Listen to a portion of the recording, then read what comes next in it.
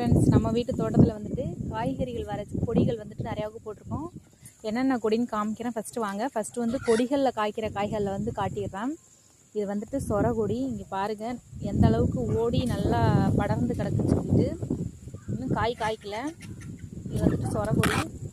அடுத்தது என்ன கொடினா, இங்கே பாருங்கள் பாவக்கொடி தான் அடுத்தது. பாவக்கொடி வந்துட்டு விதை வந்து நிறையா தான் போட்டேன், ஆனால் 2-3 செடி தான் முளைச்சிருக்கு.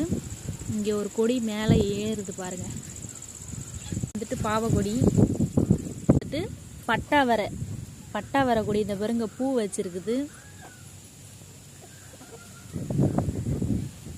பட்டாவரை தான் இது, இன்னும் ஆனால் பூ வைக்கல. இந்த சைட்லேயும் வந்துட்டு சொரக்கொடி கொஞ்சம் போட்டிருக்கோம்.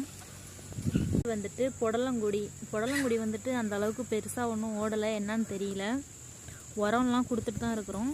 1.5 மாதத்துக்கு மேலாவது இப்படி தான் இருக்குது பாருங்கள் ஃப்ரெண்ட்ஸ். அடுத்தது வந்துட்டு சொரக்கொடி தான் எந்த அளவுக்கு நல்லா ஓடி கிடக்குதுன்னு பாருங்கள். இந்த இடத்துல வந்து 2-3 விதை தான் போட்டேன், நிறையாவுக்கு ஓடி கிடக்குது. ஆனால் இன்னும் காயெல்லாம் எதுவும் காய்க்கல. நான் வச்சுருக்கிற கொடிகளோட செடிகள் எல்லாத்தையும் உங்கள்கிட்ட காட்டிட்டேன்.